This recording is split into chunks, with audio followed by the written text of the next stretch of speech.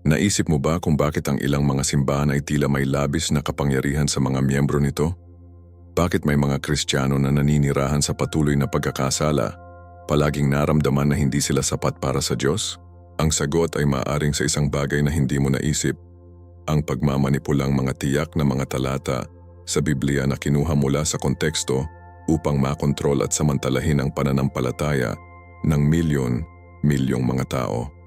Ngayon ay ilalantad namin ang mga taludtod na sistematikong manipulahin ng mga simbahan upang makontrol ang iyong sarili, at kapag natuklasan mo ang katotohanan sa likod ng mga pangit na interpretasyon na ito, ang iyong spiritual na buhay ay hindi na magiging pareho. Ang mga ito ay hindi madilim o maliit na kilalang mga taludtod. Ang mga ito ay mga sipi na marahil ay narinig mo ang daang beses mula sa mga pulpite na ginamit upang pindutin, upang magbigay ng pera, upang makaramdam ka ng pagkakasala kapag ang iyong mga panalangin ay hindi sinasagot tulad ng inaasahan mo, at ibenta sa iyo ang isang bersyon ng Kristyanismo na mukhang isang komersyal na transaksyon kaysa sa isang relasyon sa pag-ibig kay Hesukristo. Nagbabalaan sa amin ang Biblia dahil darating ang oras kung kailan hindi sila magdurusa ng malusog na doktrina, ngunit ang pagkakaroon ng pangangati upang marinig, ang mga guro ay isasara ayon sa kanilang sariling mga concupiscences. 2 Timoteo 4:3. Ang oras na iyon ngayon, at mahalaga na alam mo ang katotohanan. Kung nadama mo na manipulahin ang espiritual na manipulado, kung nakaranas ka ng pagkakasala sa hindi pagkakaroon ng sapat na pananampalataya, o kung nagbigay ka ng pera na naghihintay ng mga pagpapala na hindi dumating, ang nilalamang ito ay para sa iyo. Susuriin natin ang bawat isa sa mga talatang ito sa kanilang orihinal na konteksto na inilalantad kung paano sila nababalot upang maghatid ng mga agenda ng tao sa halip na ibunyag ang banal na katotohanan. Maghanda para sa isang paghahayag na ilalabas ang iyong pananampalataya mula sa mga kadena ng pagmamanipula sa relihiyon. Bago magpatuloy, hilingin ko sa iyo, alin sa mga talatang ito ang sa palagay mo ay hindi naiintindihan sa iyong karanasan? Ibahagi sa mga komento at huwag kalimutang mag-subscribe sa channel. Dahil kung ano ang iyong matutuklasan ngayon ay magbabago ng iyong pananaw sa tunay na pananampalataya at manatili hanggang sa huli, dahil ibubunyag natin hindi lamang kung paano naiinis ang mga talatang ito, kundi pati na rin kung paano mo maprotektahan mula sa hinaharap na mga manipulasyon sa espiritual. Isipin sandali na nahaharap ka sa isang desperadong sitwasyon. Marahil ito ay isang sakit na hindi nagbubunga, isang krisis sa pananalapi na tila walang katapusan, o isang relasyon na nahuhulog sa harap ng iyong mga mata. Sa mga oras na tulad nito, maraming mga Kristiyano ang gumagamit ng talatang iyon na tila nag-aalok ng isang mahiwagang solusyon. At lahat ng hinihiling mo sa aking pangalan, gagawin ko. Juan 14:13.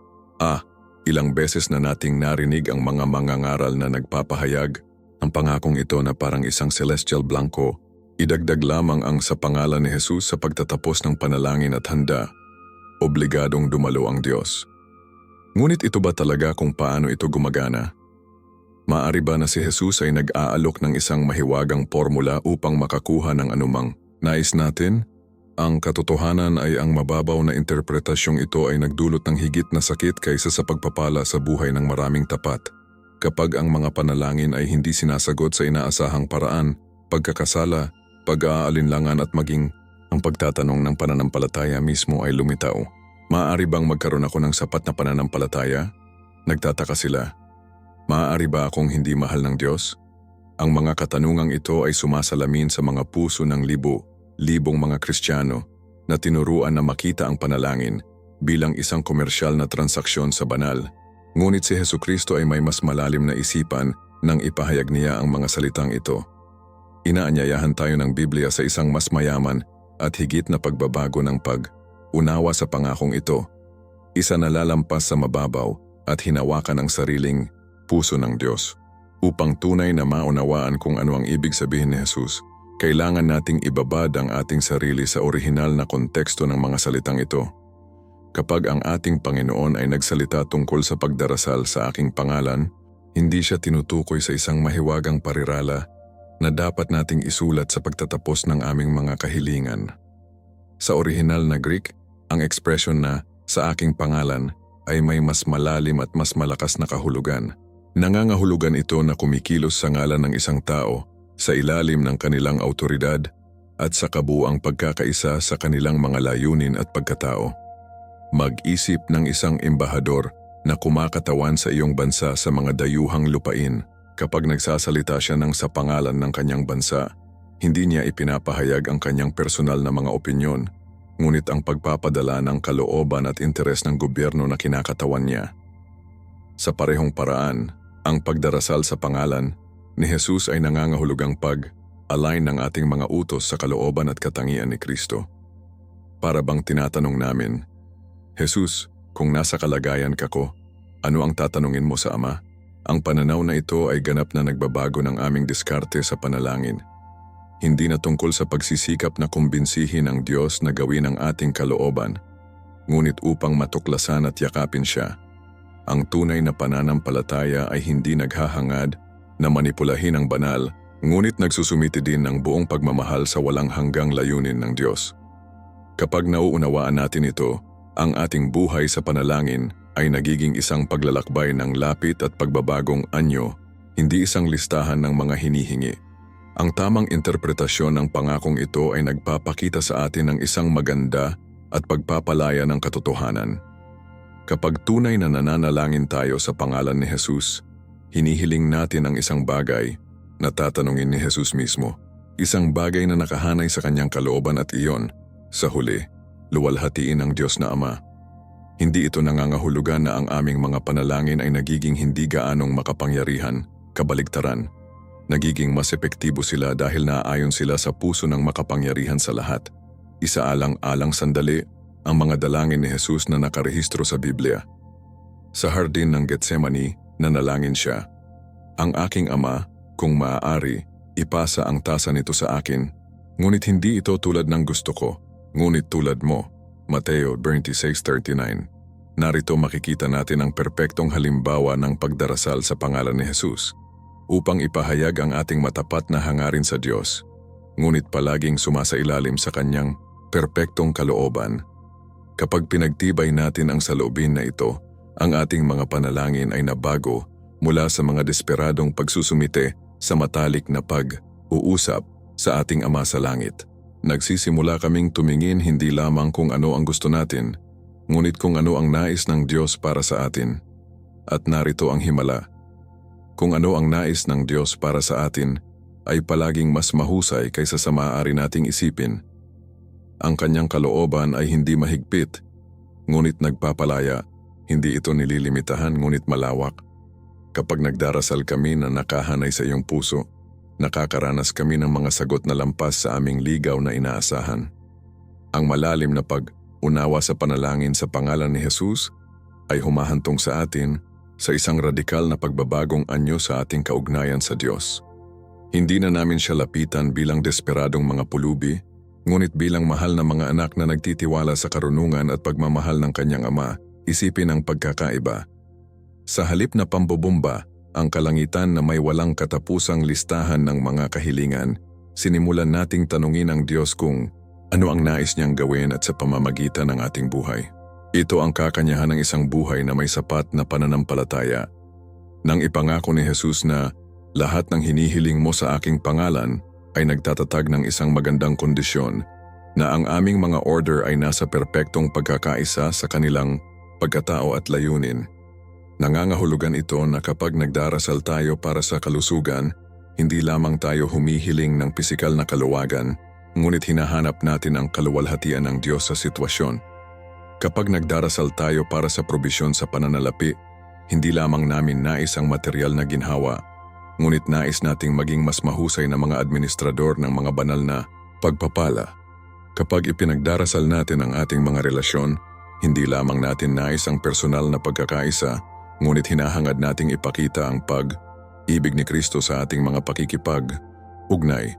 Ang pananaw na ito ay nagbabago sa bawat panalangin, sa isang pagkakataon para sa espiritual na paglaki, at bawat banal na tugon sa isang paghahayag ng pagkatao ng Diyos.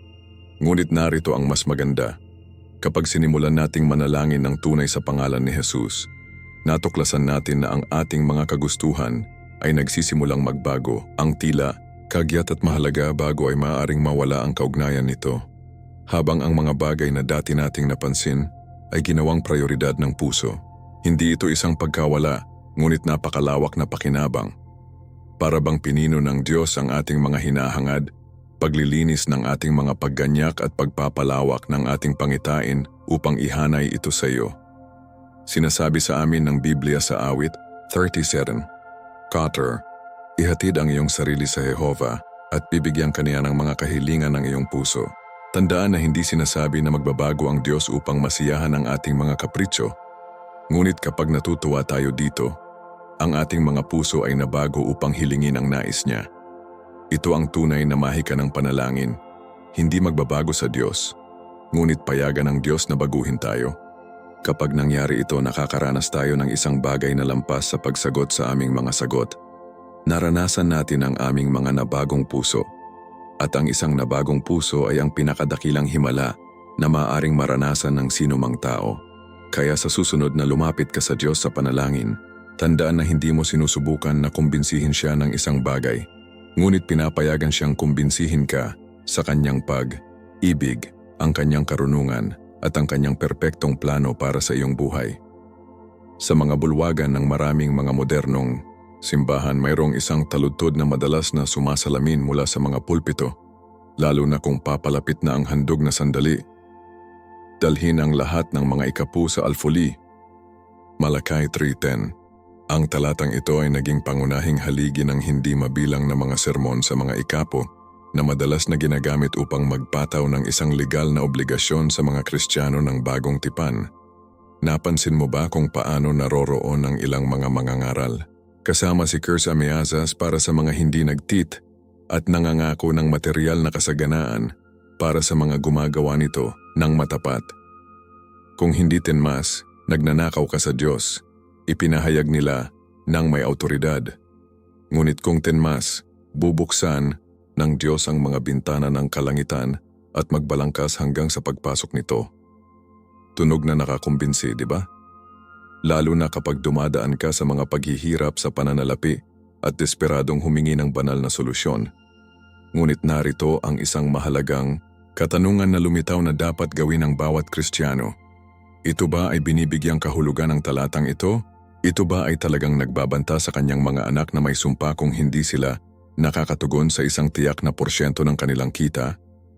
Ang katotohanan ay kapag sinusuri natin ang talatang ito sa orihinal na konteksto nito, natuklasan natin ang ibang kakaibang katotohanan mula sa kung ano ang itinuro. Si Hesukristo ay dumating upang palayain tayo mula sa batas, hindi upang magpataw ng mga bagong legal na pasanin. Ang tunay na pananampalataya ay batay sa pag-ibig at pasasalamat, hindi sa takot at obligasyon. Upang tunay na maunawaan ang mensahe ng Malakay 3:10, kailangan nating dalhin ang ating sarili sa oras at ibabad ang ating sarili sa makasaysayang konteksto ng lumang tipan. Mag-isip ng ilang sandali ang Israelita na lipunan ng panahong iyon, isang teokrasya kung saan ang Diyos mismo ang hari at kung saan ang relihiyoso at sibil na sistema ay hindi nakakonekta. Sa kontekstong ito, ang sistema ng ikapu ay hindi lamang isang relihiyosong kasanayan, ngunit isang kompletong istrukturang panlipunan na nagsilbi ng maraming mga layunin. Ang mga ikapu na binubuo ng karamihan sa mga pagkaing pang-agrikultura at mga produkto, hindi sa pera, ay mayroong tatlong pangunahing pag-andar.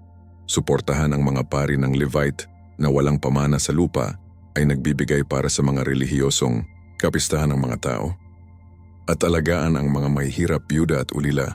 Ito ay, sa kakanyahan, isang banal na iniutos na sistema ng seguridad sa lipunan para sa isang tiyak na bansa sa isang tiyak na oras.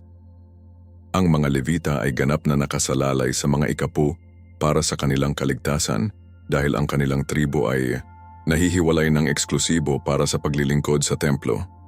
Kapag ang mga tao ay tumigil sa ikapu, hindi lamang ito ay hindi sinasadya ng relihiyoso, ngunit ito ay nagdudulot ng krisis sa lipunan at makataong. Nagugutom ang mga byuda, ang mga ulila ay hindi protektado at hindi matupad ng mga pari ang kanilang mga pag-andar. Ang pagsaway ng Diyos sa pamamagitan ng Malaki ay hindi tungkol sa pera, ngunit tungkol sa katarungang panlipunan at katapatan sa tipan na itinatag niya sa Israel. Ngayon, nang dumating si Hesukristo sa mundo, hindi siya dumating upang reforma ang sistema ng lumang tipan, ngunit upang matugunan ito at magtatag ng isang bagong tipan. Malinaw ang Biblia tungkol dito, sapagkat ang pagtatapos ng batas ay si Kristo para sa hustisya sa sinumang naniniwala. Roma 10:4. Nangangahulugan ito na ang mga Kristiyanong bagong tipan ay wala sa ilalim ng batas ng Mosa, kasama na ang sistema ng tithes. Nangangahulugan ba ito na hindi dapat ibigay ng mga Kristiyano? Ganap na hindi. Sa katunayan, ang bagong tipan ay nagtatanghal ng isang mas mataas na pamantayan para sa kabutihang loob ng Kristiyano. Sa halip na isang nakapirming at ipinag-uutos na porsyento, ipinakita kami sa prinsipyo ng kusang loob, masayang at hain na alay. Ipinaliwanag ito ni Apostol Pablo ng maganda sa 2 mga taga-Korinto 10:7. Lahat ay nagbibigay kung paano siya iminungkahi sa kanyang puso, hindi sa kalungkutan o walang pangangailangan, sapagkat mahal ng Diyos ang masayang nagbibigay. Pansinin ang pagkakaiba, hindi ito isang legal na obligasyon, ngunit isang tugon ng puso. Ito ay hindi isang nakapirming porsyento, ngunit ayon sa iminumungkahi ng bawat isa sa kanilang puso. Hindi ito para sa takot sa parusa, ngunit para sa pag-ibig at pasasalamat. Ito ang magandang kaibahan sa pagitan ng batas at biyaya. Sa ilalim ng batas may mga tiyak na mga patakaran upang sumunod. Sa ilalim ng biyaya, may mga prinsipyo ng pag-ibig na sundin, at narito ang hangang. Kapag nagbibigay tayo ng pag-ibig sa halip na para sa obligasyon, ang ating kabutihang loob ay madalas na lumampas sa anumang porsyento na maaaring kailanganin ng batas. Ang pangunahing isyu sa Malakay ay hindi talaga tungkol sa pera, ngunit tungkol sa puso ng mga tao patungo sa Diyos. Kapag ipinahayag ng propeta na magnanakaw ba ng tao sa Diyos, itinuturo niya ang isang mas malalim na problema kaysa sa kakulangan ng mga ikapo. Ito ay isang problema ng pagiging hindi totoo mula sa mga puso na lumayo sa Panginoon. Ang mga tao ay nawalan ng pag-ibig sa Diyos, at ito ay ipinakita sa kanilang kawalang ingat sa templo, patungo sa mga nangangailangan, at patungo sa kanilang mga responsibilidad bilang isang bansa ng tipan. Ang mga ikapo ay simpleng nakikitang sintomas ng isang mas malalim na espiritual na sakit. Ito ay tulad ng kapag ang isang doktor ay nakakita ng lagnat sa isang pasyente. Ang lagnat ay hindi ang sakit, ngunit ang sign na ang iba pa ay mali sa katawan. Sa parehong paraan, ang kakulangan ng ikapo ay ang tanda na ang isang bagay ay mali sa puso ng mga tao. Kapag inilalapat natin ang prinsipyong ito sa ating buhay ngayon, ang tanong ay hindi dapat, nagbibigay ba ako ng tamang porsyento? Ngunit, nakahanay ba ang aking puso sa puso ng Diyos? Ang isang puso na tunay na nagmamahal sa Diyos at ang kanyang kapwa ay natural na nais na ibigay, maglingkod at pagpalain ng iba. Hindi niya kailangan ng mga banta o pangako ng material na kasaganaan upang ma-motivate ang kanyang sarili. Ang kabutihang loob ay dumadaloy ng natural mula sa isang puso na binago ng pag-ibig ni Kristo. At narito ang magandang kabalintunaan. Kapag nagbibigay tayo ng tamang mga kadahilanan, nakakaranas tayo ng mga pagpapala na higit pa sa material. Kaya, paano dapat talakayin ng isang bagong tipan na Kristiyano ang tanong ng pagbibigay? Ang sagot ay matatagpuan sa mga prinsipyo na itinuro ni Jesus at ng mga apostol. Una, dapat nating bigyan ng kagalakan, hindi sa obligasyon. Pangalawa, dapat nating ibigay ayon sa ating kapasidad, hindi ayon sa isang nakapirming porsyento. Pangatlo, dapat tayong makahanap ng layunin, pagsuporta sa gawain ng kaharian at pag-aalaga sa mga nangangailangan. Pang-apat, dapat tayong makahanap ng pananampalataya, nagtitiwala na ibibigay ng Diyos ang ating mga pangangailangan. At ikalima, dapat tayong makahanap ng karunungan, pagiging mabuting tagapangasiwa ng mga mapagkukunan na ipinagkatiwala sa atin ng Diyos. Kapag sinusunod natin ang mga alituntuning ito, natuklasan natin ang isang bagay na maganda. Ang pagbibigay ay nagiging isang pagpapahayag ng pagsamba, hindi isang komersyal na transaksyon. Ito ay nagiging isang paraan upang lumahok sa gawain ng Diyos sa mundo, hindi isang patakaran sa siguro sa kahirapan. Ito ay nagiging isang pagkakataon para sa espiritual na paglaki, hindi isang relihiyosong pasanin. Ang tunay na kasaganaan na nais ng Diyos para sa kanyang mga anak ay hindi pangunahing material, ngunit espiritual. Ito ay ang kasaganaan ng pagkakaroon ng isang mapagbigay na puso, isang matatag na pananampalataya, malusog na relasyon, at isang walang hanggang layunin. Ito ang mga kayamanan na walang krisis sa ekonomiya na maaaring mag-agaw, walang magnanakaw na maaaring magnakaw, at walang inflation na maaaring magbawas. Kapag nauunawaan natin ito, ang aming pananaw sa pagbibigay ay ganap na nagbago at nararanasan natin ang totoong kalayaan na dumating si Kristo upang ibigay sa atin. Mayroong isang taludtod na tinawag na libong beses mula sa pulpito sa buong mundo, lalo na sa mga simbahan na nangangaral ng teolohiya ng kasaganaan.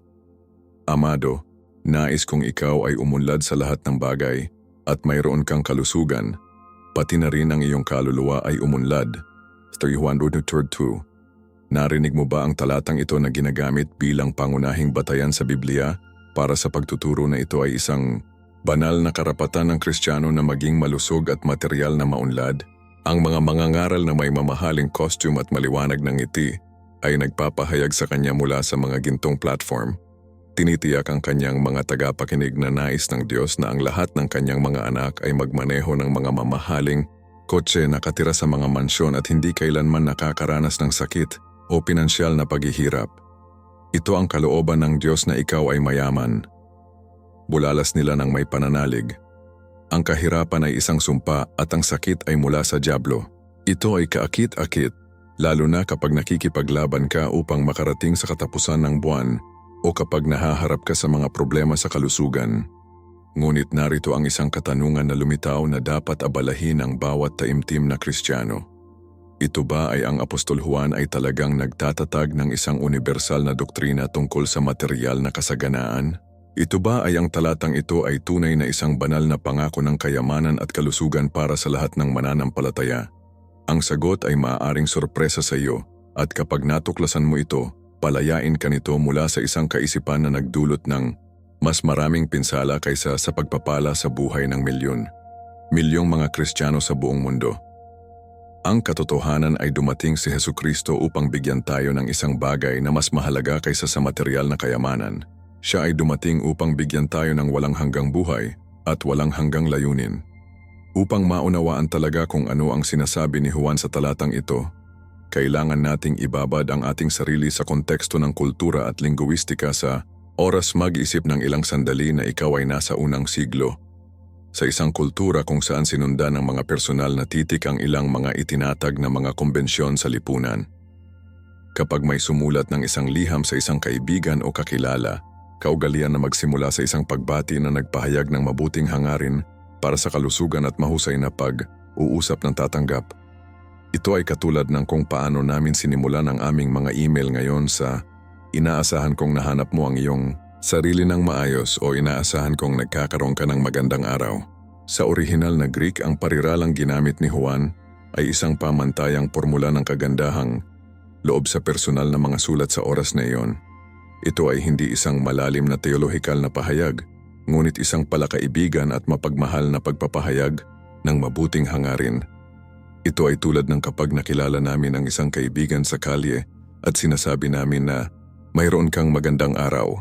Hindi kami gumagawa ng isang makahulang pangako tungkol sa iyong kinabukasan, ngunit ang pagpapahayag ng isang tunay na pagnanais na magaling ka.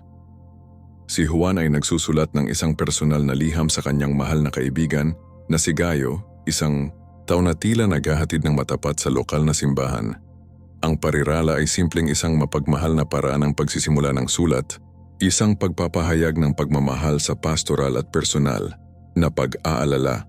Ang pag-convert ng magalang na pagbati sa isang universal na doktrina tungkol sa material na kasaganaan ay tulad ng pagkuha ng aming mayroon kang isang magandang araw at gawing isang pangako sa Biblia na ang lahat ng mga Kristiyano ay magkakaroon ng perpektong araw para sa natitirang bahagi ng kanilang buhay. Ang tamang interpretasyon ng talatang ito ay nagpapakita ng isang bagay na maganda tungkol sa pastoral heart ni Juan. Ngunit pinoprotektahan din tayo mula sa maling at nakakapinsalang mga inaasahan. Si Juan, Ang minamahal na alagad na nagsisinungaling sa dibdib ni Jesus ay alam na ang buhay na Kristiyano ay hindi exempt sa mga pagdurusa at paghihirap. Siya mismo ay nakaranas ng pag-uusig, pagpapatapon at katibayan na sumunod kay Kristo sa isang mapusok na mundo. Kapag isinulat niya ang mga salitang ito kay Gayo, hindi siya nangangako ng isang buhay na walang problema, ngunit ang pagpapahayag ng isang tunay na pagnanais ng pastoral para sa kanyang kaibigan na makaranas ng mabuti sa lahat ng mga lugar ng kanyang buhay. Ngunit pansinin ang isang bagay na mahalaga sa taludtod. Nais ni Juan na umunlad ang Gayo tulad ng iyong kaluluwa. Ito ay nagpapahiwatig na ang kaluluwa ni Gayo ay umunlad na sa espiritual. At nais ni Juan na ang espiritual na kaunlaran ay makikita rin sa ibang mga lugar ng kanyang buhay. Ang kaunlaran ng kaluluwa, iyon ay espiritual na paglaki, kapanahunan, sa pananampalataya, binuo ng Kristiyanong karakter, ay prioridad. Lahat ng iba pa ay pangalawa. Ang pananaw na ito ay ganap na nagbabago sa aming diskarte. Sa halip na maghanap muna ng mga material na pagpapala, hinahanap muna natin ang espiritual na paglaki, nagtitiwala na ibibigay ng Diyos kung ano ang kailangan natin alinsunod sa kanyang karunungan at pag-ibig. Gunner sinabi mismo ni Jesus, ngunit hahanapin muna ang kaharian ng Diyos at ang kanyang katarungan at ang lahat ng mga bagay na ito ay idadagdag sa iyo. Mateo 6:33. Ang mga kahihinatnan ng hindi pagkakaunawa na talatang ito ay nagwawasak para sa maraming taimtim na mga Kristiyano sa buong mundo. Kapag ang teolohiya ng kasaganaan ay ipinangangaral bilang isang doktrinang Biblia, lumilikha ito ng hindi tunay na mga inaasahan na hindi maiiwasang humantong sa pagkabigo at sakit. Isipin ang isang Kristiyanong ina na itinuro na ito ay kalooban ng Diyos, na ang lahat ng kanyang mga anak ay malusog at maunlad. Kapag ang kanyang anak na lalaki ay nagkakaroon ng isang malubhang sakit, o kapag ang kanyang pamilya ay nahaharap sa mga paghihirap sa pananalapi sa kabila ng kanyang tapat na paglilingkod sa Diyos, ano ang nangyayari sa kanyang puso? Kinokonsumo ito ng pagkakasala. Ano ang nagawa kong mali? Tanong niya. Bakit hindi tinutupad ng Diyos ang kanyang pangako? Maaari bang ang aking pananampalataya ay hindi sapat na malakas? Ang kaisipan na ito ay hindi lamang hindi tama sa teolohikal, ngunit malupit na malupit. Ginagawa nitong nagkasala ang mga biktima, ang mga nagdurusa sa mga makasalanan, at ang mga nakikipaglaban sa mga pagkabigo sa espiritual. Ngunit ang Biblia ay nagtatanghal ng isang ganap na magkakaibang pananaw tungkol sa pagdurusa at paghihirap. Pinalaan tayo mismo ni Jesus. Sa mundo magkakaroon ka ng pagdurusa, ngunit tiwala, natalo ko ang mundo. Juan 6:33. Ang Apostol Pablo, isa sa mga pinaka-tapat na lalaki na nabuhay, nakaranas ng kahirapan, sakit, pag-uusig at maraming paghihirap. Nangangahulugan ba ito na wala akong pananampalataya? Ganap na hindi. Nangangahulugan ito na ang tunay na buhay na Kristiyano ay madalas na nagsasama ng mga pagsubok na pinino tayo at pinapalapit tayo kay Kristo. Ang tunay na kasaganaan na nais ng Diyos para sa kanyang mga anak ay lumampas sa mga material na pag-aari at pisikal na kalusugan, bagaman ang mga bagay na ito ay maaaring maging mga pagpapala kapag sila ay nasa kanilang kalooban. Kasama sa kaunlaran ng Biblia, ang pagkakaroon ng kapayapaan sa gitna ng mga bagyo, kagalakan sa gitna ng katibayan, pag-asa sa gitna ng kawalan ng pag-asa at layunin sa gitna ng pagkalito. Kasama dito ang malusog na relasyon, isang nabagong karakter, isang malinis na kamalayan, at ang seguridad ng buhay na walang hanggan. Ito ang mga kayamanan na walang krisis sa ekonomiya na maaaring mag-agaw, walang sakit na maaaring sirain, at walang pangyayari na maaaring magnakaw. Kapag nais ni John na umunlad si Gayo, nagpapahayag siya ng isang pastoral na nagnanais na maranasan ng kanyang kaibigan ang kapunuan ng buhay na Kristiyano sa lahat ng mga sukat nito. Ngunit ang kapunuan na ito ay hindi sinusukat sa laki ng account sa bangko o ang kawalan ng mga problema sa kalusugan, ngunit sa lalim ng relasyon sa Diyos at ang pagpapalawak ng epekto ng kaharian sa buhay ng tao. Isipin kung gaano kakaiba ang simbahan ngayon kung sa halip na mangangaral ng material na kasaganaan, hinulaang natin ang espiritual na kaunlaran. Sa halip na mangako ng kayamanan sa lupa, ipinangako namin ang kayamanan ng langit. Sa halip na tumuon sa temporal, nakatuon kami sa walang hanggan. Ito ang tunay na kasaganaan na dumating si Hesukristo upang mag-alok sa atin at walang hanggan na mas mahalaga kaysa sa anumang kayamanan na maaaring mag-alok ng mundong ito. Kapag ang mga banal na kasulatan ay baluktot at manipulahin upang maglingkod sa mga agenda ng tao sa halip na ibunyag ang banal na katotohanan, ang mga kahihinatnan ay nagwawasak at mahaba. Isipin sandali ang isang babaeng Kristiyano na naging tapat sa Diyos ng mga dekada na naglilingkod sa kanyang simbahan, masigasig na nagdarasal at nanginginig na napapasasalamatan habang itinuro sa kanya, bigla makatanggap ng diagnosis ng cancer. Ayon sa teolohiya ng kasaganaan na narinig niya mula noong pulpito ng maraming taon, hindi ito dapat mangyari. Nais ng Diyos na maging malusog ka, paulit-ulit nilang sinabi sa kanya.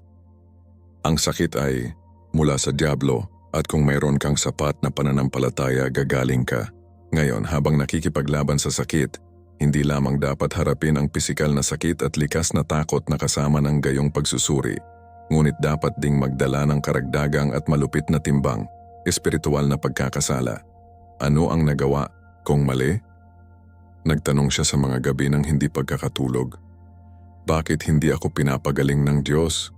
Hindi ba ito sapat na pananampalataya? Ito ang masakit na katotohanan na kinakaharap ng milyon-milyong mga Kristiyano na pinapakain ng mga pangit na interpretasyon sa Biblia. Ang doktrina ng kaunlaran, kapag ipinangangaral bilang ganap na katotohanan, hindi lamang nabigo na magbigay ng ginhawa sa mga oras ng kahirapan, ngunit nagdaragdag ng karagdagang singil ng pagkakasala at pagkalito. Si Hesukristo ay dumating upang aliwin tayo sa ating mga pagdurusa, hindi masisisi sa kanila. Itinuturo sa atin ng Biblia na marami ang mga pagdurusa ng matuwid, ngunit sa lahat ng mga ito ay lalaban si Jehovah. Awit 34:19.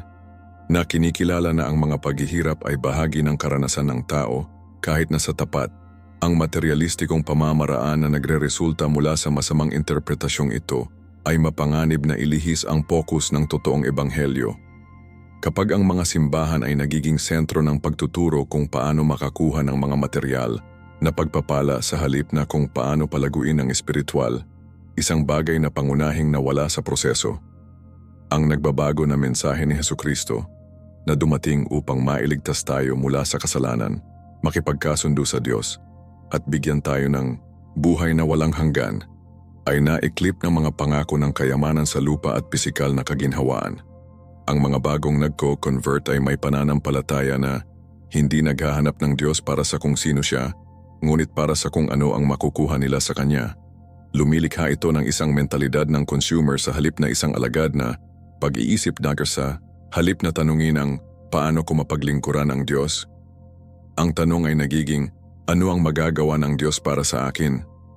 Ang priority na pamumuhunan na ito ay malalim na mapanganib sapagkat binabago nito ang pananampalataya ng isang relasyon sa pag-ibig at paghahatid sa isang commercial na transaksyon.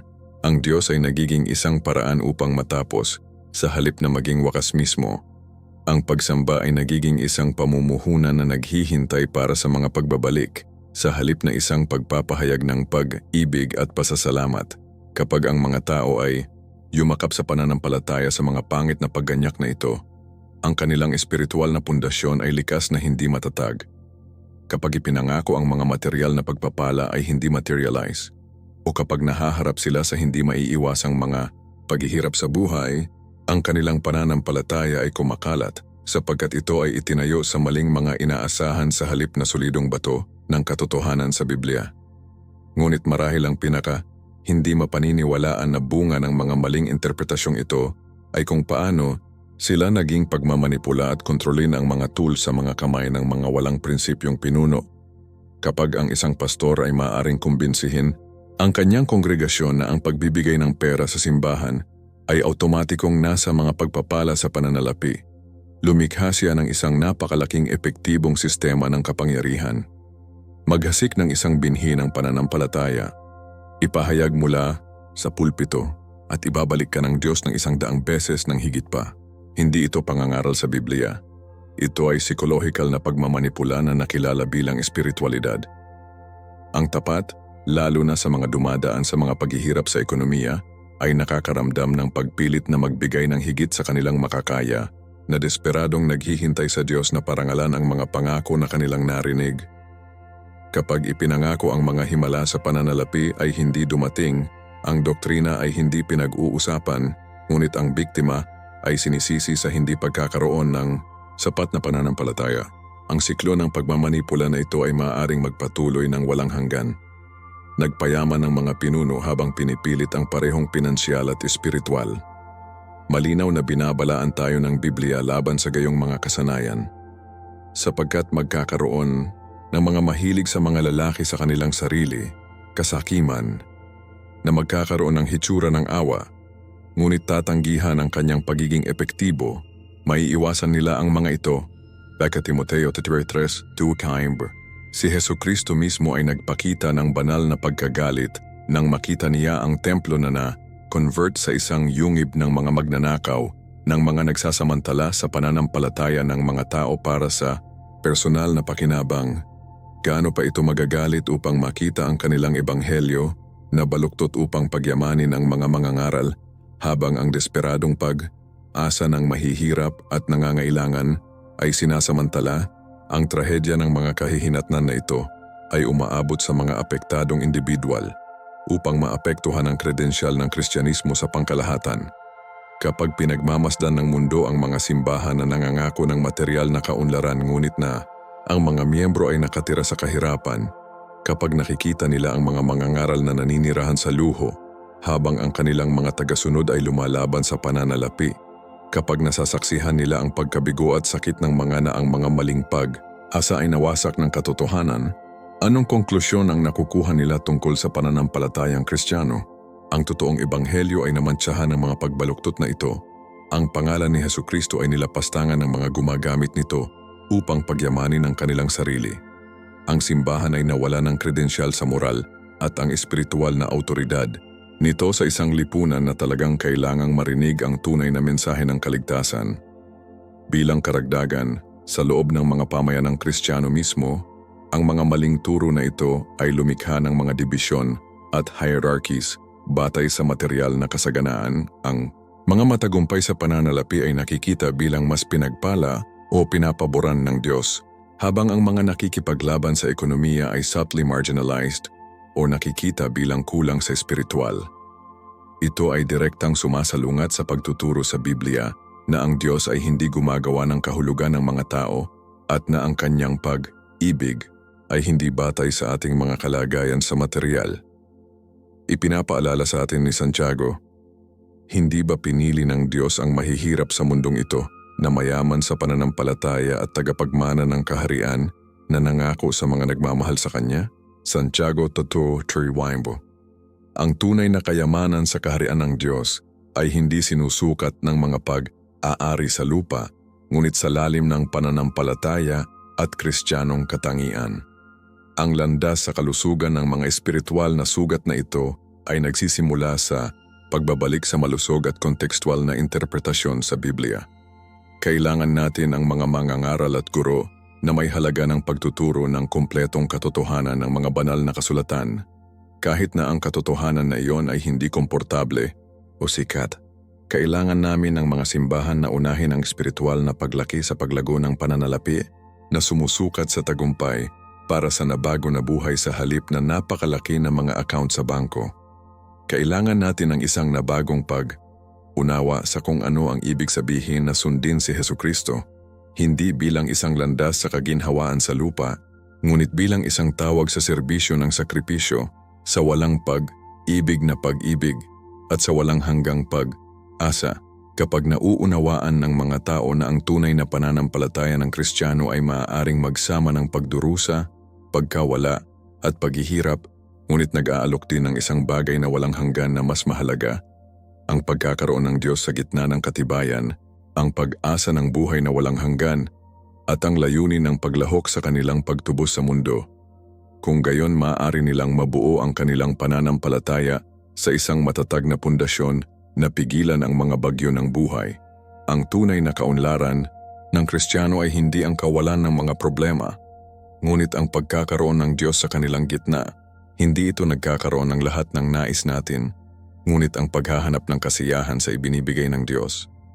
hindi upang maiwasan ang pagdurusa, ngunit upang makahanap ng kahulugan at paglaki sa pamamagitan nito.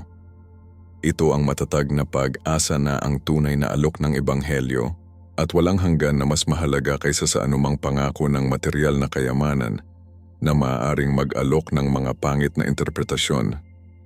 Sa isang mundo kung saan ang impormasyon ay dumadaloy sa mga bilis ng pagkahilo at kung saan ang sinumang taong may pag-access sa internet ay maaaring magpahayag ng kanilang sarili sa guro ng Biblia, ay hindi kailanman naging mas mahalaga kaysa sa mga Kristiyano na nagkakaroon ng kakayahan at disiplina ng personal at masigasig na pag-aaral sa Biblia. Isipin sandali na ikaw ay isang tiktik na nagsisiyasat sa isang komplikadong kaso. Tatanggapin mo ba ang salita ng unang tao na nagbigay sa iyo ng isang teorya tungkol sa nangyari? O maingat mong siyasatin ang lahat ng katibayan?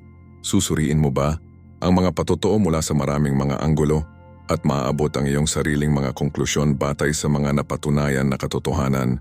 Ang parehong kasipagan na ilalapat mo sa pagsisiyasat ng kriminal ay dapat mailapat na may higit na lakas sa pag-aaral ng salita ng Diyos.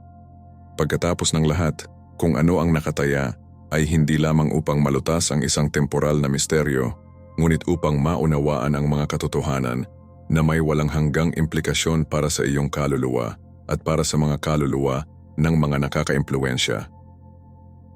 Ang Biblia mismo ay hinihimok sa amin.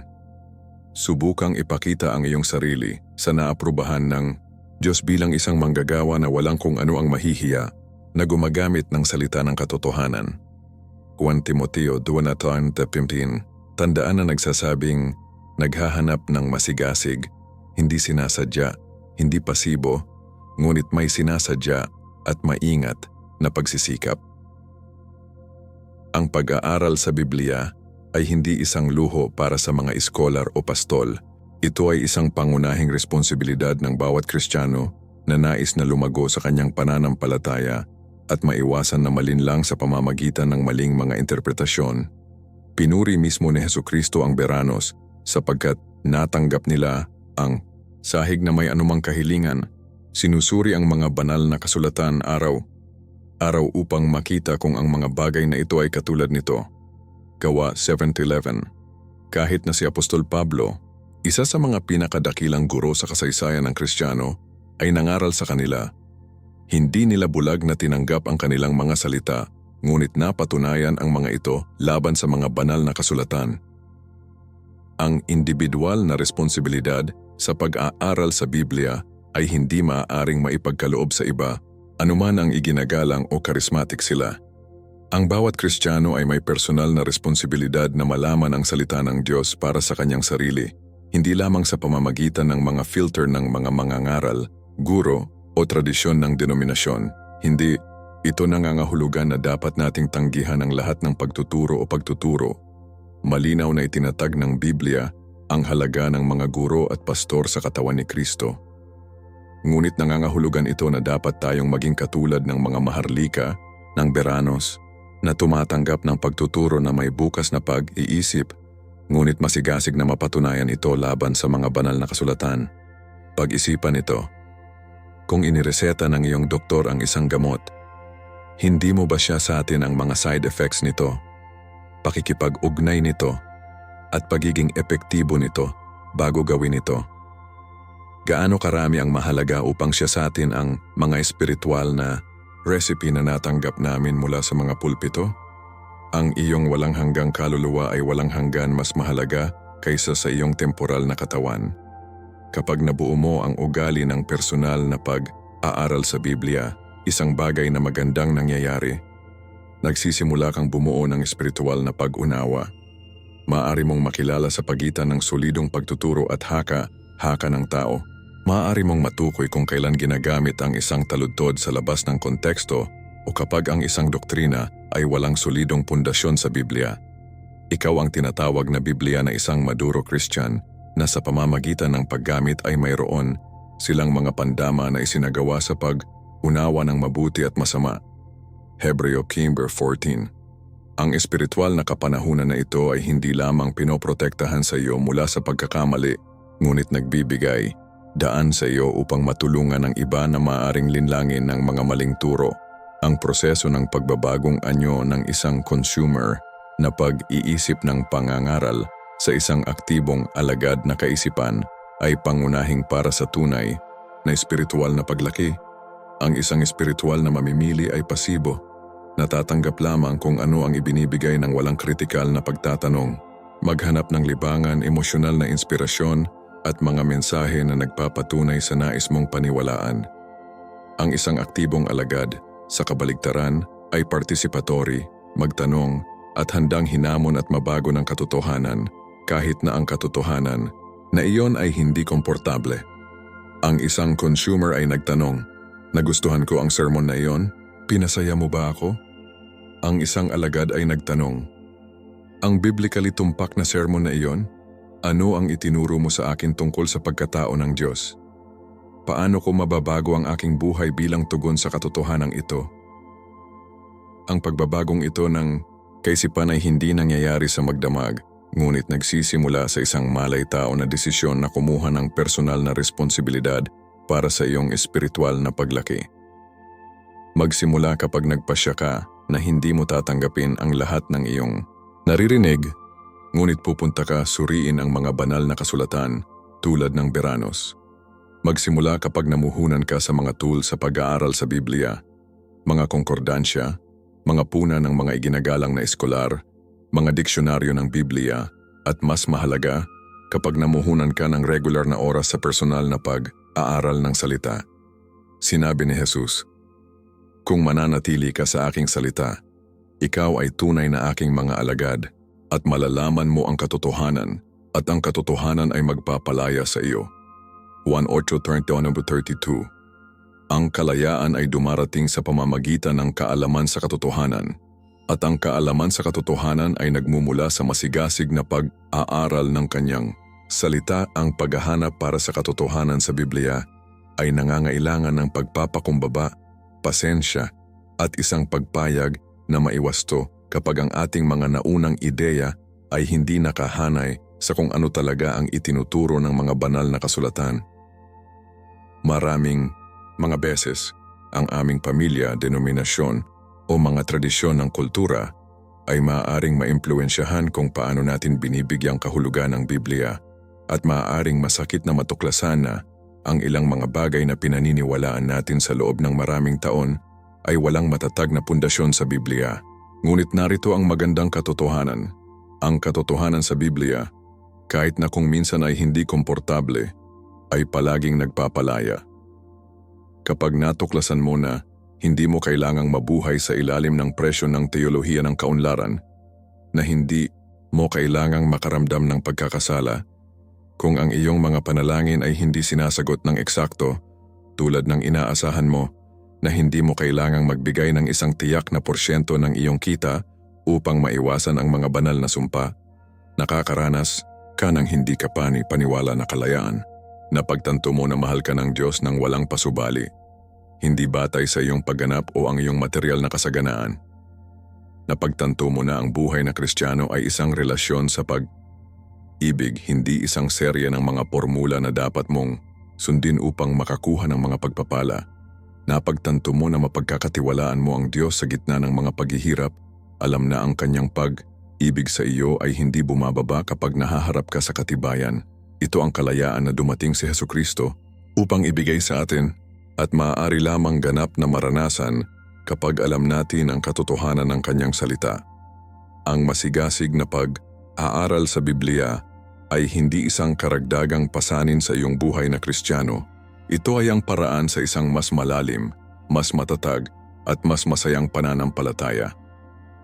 Kapag nakatuon ka sa seryoso at kontekstual na pag-aaral sa Biblia, hindi ka lamang makikinabang ng personal, ngunit ikaw ay naging isang pagpapala para sa iba. Sa isang panahon kung saan ang mga maling turo at mababaw na interpretasyon ay dumami, ang mundo ay nangangailangan ng mga Kristiyano na malalim na nakakaalam ng salita ng Diyos at maaaring magturo ng tumpak at pag-ibig.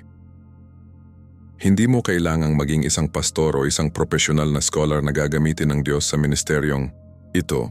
Ang bawat Kristiyano na masigasig na nag-aaral ng mga banal na kasulatan ay maaaring maging isang instrumento ng katotohanan at kalusugan sa kanyang pamilya, sa kanyang simbahan at kanyang pamayanan. Maaari kang maging tao na malumanay na itinutuwid ang isang maling interpretasyon sa iyong pangkat ng pag-aaral sa Biblia. Maaari kang maging kaibigan na tumutulong sa isang tao na makahanap ng tunay na ginhawa sa Biblia sa halip na maling pag-asa. Maaari kang maging ama o ina na nagtuturo sa iyong mga anak na mahalin at pag-aralan ang salita ng Diyos para sa kanilang sarili. Isipin ang epekto natin kung sineseryoso ng bawat Kristiyano ang responsibilidad na ito. Isipin ang mga simbahan na puno ng mga mananampalataya na nakakaalam ng mga banal na kasulatan na maaaring makilala sa pagitan ng katotohanan at pagkakamali na nagbabatay sa kanilang pananampalataya sa matatag na mga pundasyon sa halip na magbabago, bago ng damdamin o walang laman na mga pangako. Ito ang pangitain na dapat mag-udyok sa atin. Isang simbahan na nalinis ng katotohanan, pinalakas ng solidong kaalaman sa Biblia at nilagyan upang matupad ang dakilang komisyon na may integridad at kapangyarihan. Ang tawag ay malinaw. Suriin ang mga banal na kasulatan. Juan 5:39. Ang tanong ay, sasagutin mo ba ang tawag na ito na may sipag at pagnanasa na nararapat sa salita ng buhay na Diyos? Ngayon na natuklasan mo ang katotohanan sa likod ng mga tiris manipuladong taludtod na ito, mayroon kang isang desisyon na gawin. Magpapatuloy ka ba sa pagiging isang pasibo na mamimili ng mga turo sa relihiyon o ikaw ay magiging isang aktibong alagad na sumusuri sa mga banal na kasulatan para sa kanyang sarili? Ang kalayaan na dumating si Hesukristo upang bigyan ang iyong sarili ay hindi kasama ang mga kadena ng espiritual na pagmamanipula, pagkakasala sa relihiyon o maling mga inaasahan tungkol sa material na kasaganaan. Nais kong makinig sa iyong karanasan. Biktima ka ba ng alinman sa mga maling interpretasyong ito? Paano mo naapektuhan ka upang matuklasan ang kontekstual na katotohanan ng mga talatang ito? Ibahagi ang iyong patotoo sa mga komento. Ang iyong kwento ay maaaring maging susi na naglalabas ng ibang tao mula sa pagmamanipula sa relihiyon. Kung ang nilalamang ito ay nagbago ng iyong pananaw sa pananampalataya, huwag manahimik. Mag-subscribe sa channel at buhayin ang mga abiso upang hindi mawala ang alinman sa aming pagsusuri sa Biblia na nagpapakita ng katotohanan sa likod ng mga pangit na turo. Ibahagi ang video na ito sa iyong mga kaibigan at pamilya, karapat. Dapat din silang malaman ang pagkakaiba sa pagitan ng tunay na pananampalataya at pagmamanipula sa relihiyon. At ngayon, mag-click sa video na lilitaw sa iyong screen kung saan ibubunyag namin ang iba pang mga taludtod na hindi pagkakaunawaan upang makontrol ang mga Kristiyano. Ang katotohanan ay naghihintay para sa iyo. Tandaan, ang katotohanan sa Biblia ay laging naglalabas, hindi kailanman alipin.